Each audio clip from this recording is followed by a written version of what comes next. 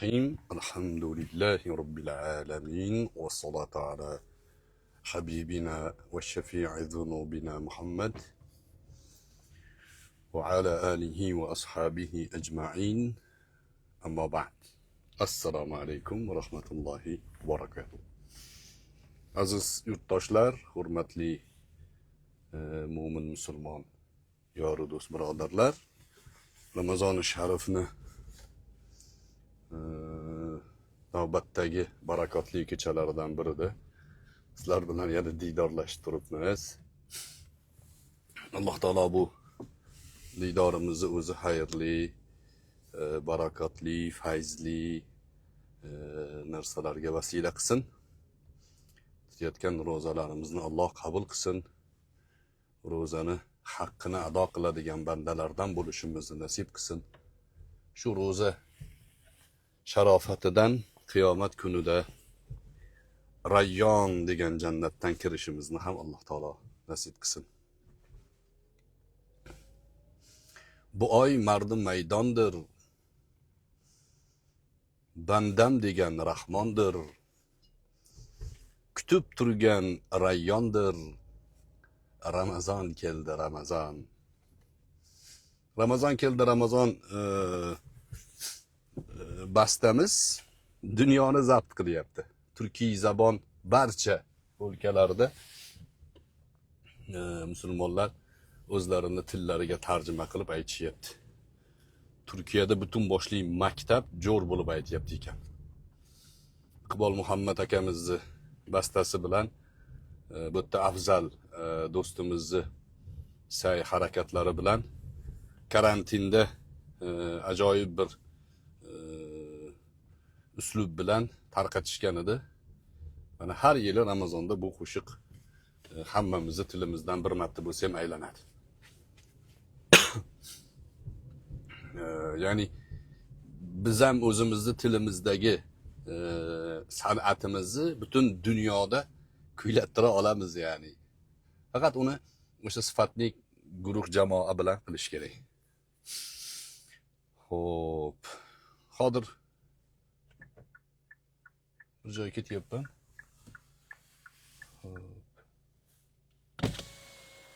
Sal oling o'ngroq bemalol sig'asiz.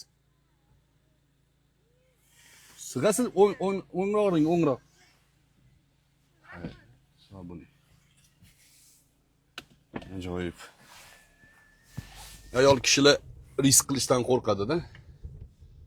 Erkak kishilar ko'proq tavakkulga moyillik bo'ladi. Ayol kishi shunga yangi mashina minganlari shunaqa katta joydan ham xavotir qilib o'tadi. Xo'p, yo'l-yo'lakay bir mulohazali fikrni sizlar bilan o'rtoqlashay dedim. Anchadan beri qiziq hodisa. Men sezib yuribman o'zi, bor bizga nisbatan men tashlantash qilayotgan shu millatni inqirozi uchun qo'lidan kelgan hamma harakatni qilayotgan jamoalar bor. Ular shu millatga qilayotgan makr hiylalarini oldini olishi mumkin bo'lgan, ularga raddiya berishi mumkin bo'lgan odamlar ro'yxatida meni birinchilarda ko'rsa kerak, yoki 10talikda ko'radi. Shuning uchun bu odamni iloji boricha shu bizni millatga o'ynayotgan o'yinlarda xalaqit qilmaydigan qilib qo'yish kerak. Montaj qilish kerak, shantaj qilish kerak. O'zi menga kerak emas bo'lsa-da, buni obro'sini to'kish kerak degan harakatlari bor. Bir qancha suhbatlarda tagida yozishyapti. Xitoy haqida bir narsa demaysizmi? Xitoyni nimaga indamayapsiz? Bu sal madaniyroq. Endi Xitoy haqida gapirmaysanmi? Voy saroy mulla. Bu endi o'shani trollar. Endi yuzi boru, lekin o'shalarni propagandasiga aldanib qolgan odamlar ham haqorat qilib yozyapti. Sotilgan bu. Instagramda Furqat degan bitta sharlatan bor ekan, sharlatan. Dubayda sen bilan ko'rishganman deb qo'yadi. Dubayda men bilan ko'rishgan bo'lsa, demak, yugurib kelib qo'limni ushlab, sizlab gaplashgan bo'ladi-da. Menga yuzma yuz kelganda tikkama-tikka kela olmagan bu bolalarda Germaniyada ekan hozir. Shu yozyapti, bu sotilgan shu narsalarni qanchaga sotilasiz deyapti meni. Sotilasan deyapti. Xitoy haqida men hayron bo'ldim. Nimaga bunaqa propaganda bo'lyapti? Nimaga to'xtamasdan? Ana u Turkiyadagi yurgan Fazliddin Parpiyev na bir siyosiy ongi bor, na bir islomdan ma'rifati bor, na bir vafodorlikka o'xshagan insoniy xulqi bor. Cho'kib tamom bo'lgan, xoin bo'lgan bola chiqib olib Xitoy bosib olyapti O'zbekistonni. Mutasaddilar qaramaydimi? Yerlar sotilib ketyapti qilib, u ham o'zicha gapiribdi. E'tibor bermay yurdim, o'rganib ko'rib, oxiri kecha bir suhbatda gapirib olgan edim. Shuni kesib qo'yishgan ekan. Endi ana o'sha bizga montaj qilishlikka tayyor turgan, Xitoy haqida gapirmaysanmi deganlar tayyor turganda bu gapga srazi olishib, tarqatishib, shuni ustida o'zlarini o'yinlarini o'ynashyapti. Do'stlar, Xitoy haqidagi gap so'zlarni aksariyati propaganda. Bu bilan biz O'zbekistonni boshqa davlatlarga, gegemon davlatlarga sotib yuboraveraylik degan xulosa chiqmaydi. Sotmaydi, hech qachon o'zbek millati, o'zbek xalqi, o'zbek hukumati yerini sotmaydi. Sotsa to'ntarilib ketadi davlat. Sotib bo'lmaydi yerni. Yo'q, bizda unaqa huquqiy, bizda McDonald's franshiza bilan kelib ishlamaydi O'zbekistonda. Nimaga? Nimaga McDonald's bizni O'zbekistonga kelib franshiza bilan ishla olmaydi? Chunki McDonald'sning asosiy sarmoyasi yerga o'zini shaxsiy mulki qilib sotib olgandagina kirib kela oladi. Ba'zi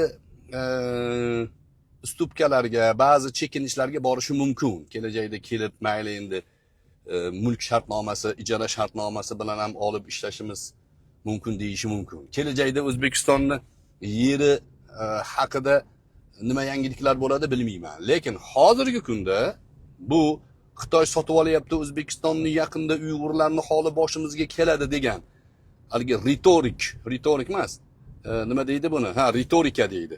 Ritorika, so'z o'yini bilan chiroyli jumlalar tuzib O'zbekistondagi xalqni ahmoqqa chiqarayotganlar aldashyapti sizlarni.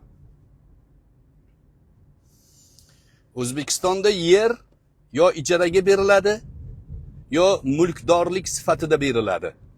Shaxsan sotilmaydi yer. Yer davlatniki. Har doim yerga davlat ega bo'ladi. Xitoy keladimi, Yapon keladimi, kim kelishdan qat'iy nazar, bu Xitoy kelgan joyida yer sotib ola olmaydi. Xitoy yeriga aylanib keta olmaydi, mumkin emas.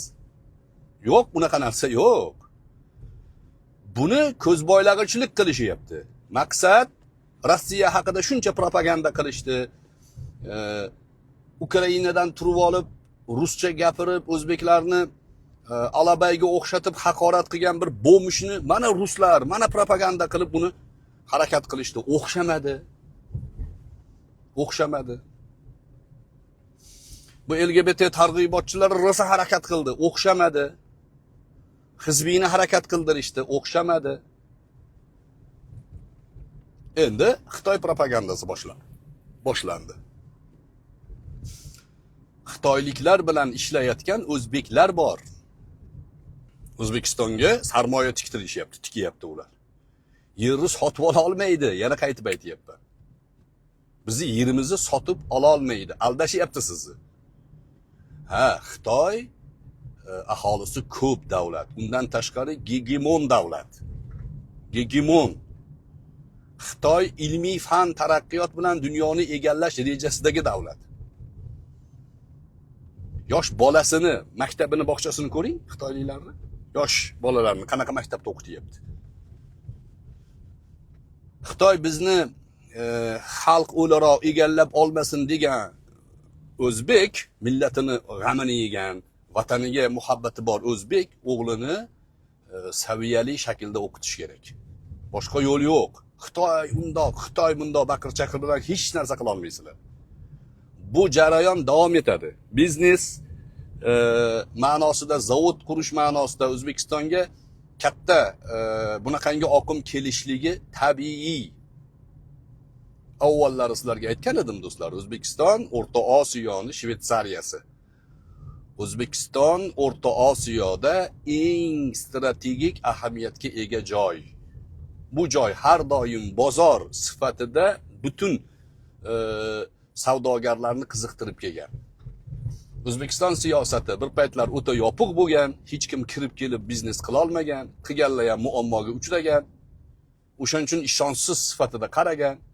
Bugungi kunda Xitoy kirib kelib pul tikyapti, shu yerda zavod ochyapti, qilyaptimi? Bu yerni sotib olyapti degan propaganda bilan aldanmang bu propagandaga. Yerni sotib olayotgani yo'q, sotib ololmaydi yerni. Yer yo'q, mulkdorlik sifatida yoki ijara sifatida beriladi O'zbekistonda. Yashab turgan uyingiz ham sizniki emas, yeri. Uy sizniki. Bor, biz olib chiqib ket uyini deydi, ketdi. Uyingizdan neft chiqsa davlatniki bo'ladi. Agar shaxsan sotib olganingizda uyingizdan neft chiqsa sizniki bo'lardi. Bizda unaqa siyosat yo'q hozir.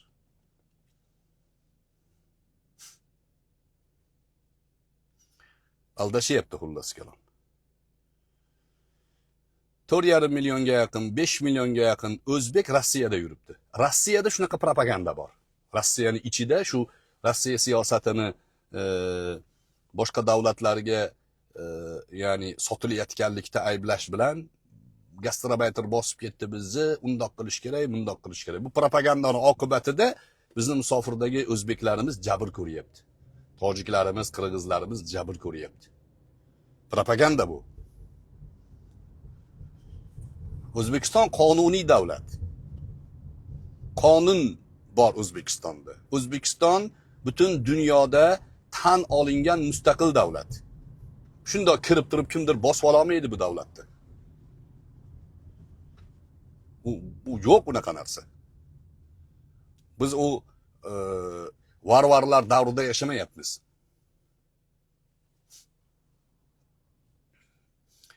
Shunaqa deb gapirsam tagga yozishyapti. Boshida nima deyishganida? Xitoy haqida gapirmaysanmi deyishganida. Xitoy haqida ikki og'iz gapirib ketsam, nimaga hamma narsaga burningni tiqaverasan deyishyapti. O'shalar shunaqa deb yozyapti. Sanlar o'ynagan o'yinni ssenariysini men yozganman. Men yozgan ssenariy bilan o'ynayapsanlar. Ssenariyning oxirini aytaymi? Pachchag'ing chiqadi sanlarni. Chunki sanlarning orqangda qandaydir kapitalistlar bor. Bo'ldi. Bizning orqamizda Alloh bor. Bizga kuchlaring yetmaydi sanlarni. Million uslub bilan propaganda qillaring, kuchlaring yetmaydi. O'zbek xalqi oxirgi tomchi qonimiz qolguncha mustaqilligini himoya qilamiz. Bu bizni iymon taqozo qilgan majburiyatimiz. Hech qachon. Bu Xitoy, Rossiya, Yevropa hech kim bizga bu davlatning mustaqilligiga ya'ni rahna sola olmaydi. Hujum qilishi mumkindir. Boshqa oxirgi qon qolguncha, tomchi qonimiz qolguncha ular bilan urushamiz. Lekin diplomatik aloqalar, Xitoy kirib keladimi, ruslar kirib keladimi, amerikanslar kirib keladimi, yaponlarmi, ular bilan biznes qilishimiz, tajriba almashishimiz, tabiiy hamma davlatda bor bu. Koreyada ham shunaqa muammo bor. Xitoy ko'payib ketyapti. Men xuddi shu masalani ilgari Rossiya haqida ham gapirgandim. Rossiyani Xitoy bilan chegaradosh yerlarida faqat tug'ilish bilan xitoyliklar egallayapti. Yer Rossiyaniki, Xitoy o'sha joylarga odamini tiqishtiryapti. Chunki Xitoyda yer muammosi bor. Hegemon davlat, odam soni dunyoda birinchi o'rinda turadi. Bular hamma narsaga tayyor odamlar. Shu propagandalarga aldanmasligimiz kerak. Qisqaroq shuni aytib qo'ymoqchi edim men. Bu Xitoy haqida gapirmayapsanmi? Hamma gapirsa men ham gapirishim kerak ekan. Ana Furqat degan Germaniyada yurgan sharlatan nima deyapti? Hamma Xitoyga qarshi bu tarafini olyapti deydi. Hozir Xitoy tarafini oldimmi men? Jumlani to'g'ri tushunmaydi. O'zi xohlagan jumlani ma'nosini to'qib oladi. Shu to'qib olgan ma'nosiga ko'ra bizni ayblaydi. Zoti toza odam emas shular. Zoti toza odamdan bunaqangi, ya'ni jur'at, bunaqangi bezbetlik sodir bo'lmaydi. Biroz andisha qiladi. Hop, endi Furqat ismli boshqa do'stlarimiz ma'zur ko'radilar. Bordi endi, ismlari muhim emas. Shunaqa odamlar bor. Xulosatul Karom do'stlar, kim bizni mamlakatga kirib kelishdan qat'iy nazar davlatni ularga topshirish haqida gap bo'lishi mumkin emas. Unaqa topshirilmaydi. Yerimiz birovga berilmaydi. Xitoy ilmiy sohada juda kuchayib ketgan. Biz 1 gektar joydan 10 ming dollar agar daromad qilsak, do'ppimizni osmonga otyapmiz. Xitoy 1 gektardan 60 ming dollargacha daromad qilyapti ekan. 1 gektardan 60 ming dollargacha. Ilm bilan qilyapti shular. Kumushkonda konlar ijaraga sotib olib, tilla qazishyapti. Qani bizning zavodlarimiz, bizning mutaxassislarimiz? Oling, ana sotilyapti. Siz ham chiqib oling, qiling. Meni pulim bo'lsa, mutaxassislarni olib kelib, shunaqa zavodlarni quraman mana. Rejalarim bor shunaqa. Xitoyni olib kelib ishlatamanmi, turkni olib kelib ishlatamanmi, kelajakda amerikalikni olib kelib ishlatamanmi? Shu millatning manfaatiga xizmat qilaman degan rejam bor. Harakatimiz ham bor. Shu gapni aytay dedim do'stlar. Savollar ko'rinmayapti menga, lekin ko'pchilik tarovihdan chiqqan, ko'rishib turibmiz. Xo'p, Ramazon oyida trenirovka qilsa bo'ladimi degan odamlar so'raganlar bor. Albatta bo'ladi. Iftorlikdan keyin, tarovihdan keyin saharlikkacha ishlayotgan zallar bor. Yoki o'zingiz uyingizda bo'lsa ham bo'ladi. Qaytanga Ramazonda yaxshi bo'ladi. Chunki Ramazonda metabolizmning aylanishi tartibga tushadi, gormonlar joyiga keladi. Tartibli ovqatlanish quvvat hosil qiladi. Va natijada o'zingizni zaif his qilmasangiz shug'ullansa bo'ladi. Endi ro'za payti og'iz berk bo'lgan paytida menimcha juda afzal emas. Nimaga desa, payg'ambar alayhissalom ro'zador odamga qon oldirishlikni qaytarganlar. Harom emas, ro'za ochilib ketmaydi-yu, qaytarganlar. Nimaga desa, ro'za o'zi zaiflik, qon oldirish ham zaiflik. Ikkita zaiflikni jamlamaslik kerak degan ma'noda tibbiyot mutaxassislari aytadi. O'shaning uchun og'iz ochgandan keyin yaxshi o'sha tuxum, protein mahsulotlarini yaxshilab yeganingizdan keyin tarovihni o'qing. O'qib kelganingizdan keyin saharlikkacha ko'pchilik uxlamayapti o'zi. Shug'ullansa bo'ladi, yaxshi bo'ladi. Xo'p. Keyin qiziqligi o'sha Xitoy haqidagi gapni nimada gapirganman? Bahrom Bakirov degan bitta sunnat inkorchisi paydo bo'lgan hozir. Tamomiyla ya'ni islom dinidan voz kechib, yangi din targ'ib qilyapti O'zbekistonda. Yangi din. Qanaqa din? Faqat Qur'onga ergashamiz degan din. Islom tarixida bunaqa jamoat bo'lmagan o'zi. Ya'ni faqat shunaqa Qur'onga ergashamiz degan bir jamoat zafar topmagan. G'oyalari faqat Qur'on degan g'oyalari bo'lgan, sunnatni ham e'tirof qilishgan ular aksariyati. Bular yangi din paydo qilishyapti. O'shalar haqida gapirayotganda aytdim, Xitoydan ko'ra mana bular xavfli. Nimaga? Bular ichimizdagi, bizni tilimizda gapiryapti ular. Degan edim. Do'stlar, Fir'avn xavflimi? Qorun xavflimi desa, ulamolar aytadiki, Qorun xavfli deydi. Nimaga? Fir'avn dushmanligini ochiq oydin e'lon qilgan. Ochiq oydin Musa alayhisalomga qarshi bo'lgan. Qorun Musa alayhissalatu vassalomning qavmidan bo'lgan, ichidan bo'lgan, o'zidan bo'lgan. Bani Isroildan bo'lgan. O'shaning uchun uni xatari ko'lami kengroq, masshtabi kengroq bo'lgan. Nimaga desa, u biladi-da, zaif joylarimizni biladi. Xalqimizni biroz diniy savodida o'rtachalikni biladi ular. O'shanga o'sha joyga hujum qila oladi. Fir'avn xavflimi, Samiriymi desa, Samiri xavfli. Nimaga? Samiri shu xalqning ichidagi odam. Xalqni ichida, shu xalqni ichida xalqni alday oladi u. Fir'avn ochiq dushman edi u. Bizga Trump xavflimi, Xitoy xavflimi, Bahrom Bakirovlar xavflimi desa, bizni xalqimizga yoshlarimizni e'tiqodini buzishga bular xavfli. Mana shu Bahromlar xavfli. Nimaga? Bular o'zi dindan voz kechib yangi din to'qib olgan odamlar, dindan biznes qilaman deb harakat qilayotgan odamlar. Yoshlarimizni aldasa, ularni e'tiqodini buzsa, eshik ichkaridan ochib beriladi keyin. Tashqaridan kelayotgan dushmandan qo'rqmang. Biz shunday millatmizki, tashqi hujumlarga hech qachon yengilmaganmiz. Buxoroni Chingizxon nechi kunlab qamal qilgan, ololmagan. Ololmagandan keyin ichkariga xat yozgan.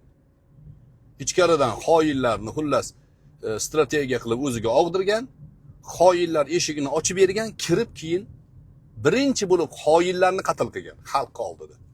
O'sha eshigini ochib berganlarni. Nimaga desa, o'zini xalqiga xiyonat qildi-ku bular, ha. Menga vafodor bo'lmaydi bular degan. Bu Bahrom Bakirovlar, Kamol Yo'ldoshlar, Bobomurod Abdullalar, o'sha Somiriy ichimizda turgan xoinlar bular. Eshigini ichidan ochib beraman degan odamlar. Bizni xalqimizni hozirgi bo'layotgan iqtisodiy, ijtimoiy ba'zi muammolarini ko'chaga tashiyotganlar ham o'sha Somiriy hisoblanadi. Ichkaridan eshigini ochib beramiz dushmanga deyotganlar bo'ladi. Ular xavfli. Ularni oldini olishimiz kerak.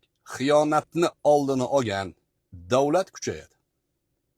Xiyonatga to'g'ri jazo bera olmagan davlat sotilib ketadi. O'shaning uchun ichki xoinlarni tanib qo'yish vazifamiz. Trump chiqib bir nutq qildi. Hamma jinni deyapti-yu, lekin chiqib shunaqa gaplarni, e'tiroflarni aytayapti. USAID tashkiloti Qozog'istonda LGBT'ni targ'iboti uchun 10 million dollar ajratgan. Trump aytayapti, Trump gapi bu. O'zbekistonga meni bilishimcha 8 million ajratgan edi. Adashmasam, yo 20 millionmi shunaqa, yoki O'rta Osiyoga 20 million ajratilgan edi. O'sha pulni olaman deb harakat boshlanganda, bu yerdagi mana bu miting qilamiz deganlar, o'sha Sherali Komilov degan sqirtlar, bular o'sha pulni olamiz deb harakat boshlagan. Sekularizm da'vosida, dunyoviylik da'vosida shuning targ'iboti uchun harakat qilishgan.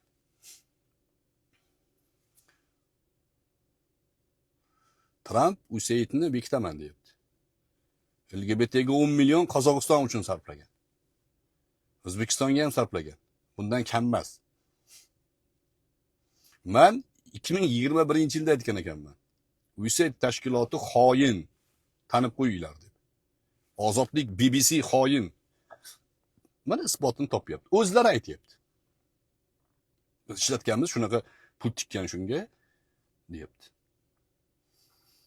Do'stlar, o'zimizni safimizni mustahkam qilsak, jipslashsak, dushmanning bizga kuchi yetmaydi. Xo'p. She'r bor edi, o'qib beraymikin, ha?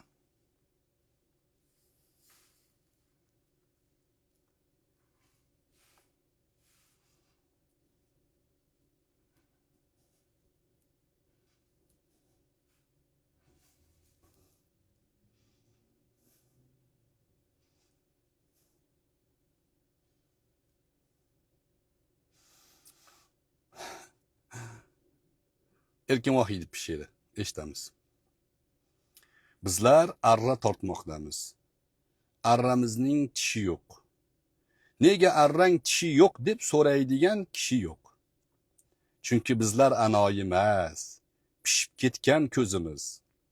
Arra tushgan o'sha shoxda o'tiribmiz o'zimiz. Ajoyib. Alloh rahmat qilgan bo'lsin Erkin Vohidov janoblarini. Suhbatni tinglaganinglar uchun tashakkur. Xitoy haqida mana meni gapim. Xitoyni bizni O'zbekistonni bosib olishga u aqli ham yetmaydi, duxi ham yetmaydi. U bosib oladigan u eski davr emas u. tijoriy ma'noda, mol tarqatish ma'nosida, savdo ma'nosida Xitoy dunyoni bosib olib bo'lgan. Voy deysizmi, dod deysizmi, hamma narsa Xitoyniki. Mana shu egnimizdagi kiyimdan tortib tutayotgan iPhone'imiz ham Xitoyda chiqyapti. Xitoy iqtisodiy bozorni bosib olib bo'lgan. Amerikani boshini aylantirib qo'ydi ular hozir. Xitoy butun dunyoga o'zini iqtisodini tarqatish rejasida yuribdi. Biz o'nglanmaguncha, o'zimiz bolalarimizni yaxshi tarbiya qilmaguncha bunaqangi propagandalarga aldanaveramiz. Bu propagandalarga aldangan odamlar yutqizaveramiz. Shunga aldanadiganlar bor ekan ichimizda, yutqizamiz. O'shaning uchun biz arramizni tishi yo'qligi o'zimiz o'tirgan shoxni aralayotganimizni bilishimiz kerak. O'shanga arramizni tishini olib tashlashimiz kerak. O'zimiz o'tirgan shoxni o'zimiz aralasak, yiqiladigan yana o'zimiz bo'lamiz. Bu millatni dardini, bu millatni kelajagini shu millatni ichidagilar o'ylaydi. Tashqaridagilarni sizlar ro'yxatdan o'chirib qo'yaveringlar. Hammani emas, o'sha tashqariga chiqib olib, ichkarida miting, Xitoy degan propagandalarni qo'zg'ayotganlarni shunday ustidan qizil chiziq chizib qo'ying yoki tagiga chizib qo'ying. Abrom Muxtor aytgan edi, qani deb. Ko'rasiz, o'sha kuni deysiz keyin. Farzandlarni tarbiya qilishda astodil bo'laylik. Alloh taolo bu millatga xizmatni sizni bizlarga nasib qilsin. Bizdan keyin kuchli, quvvatli, iymonli, e'tiqodli davlat farzandlarimiz yashaydigan jamiyat qolsin. Barchalarga tashakkur.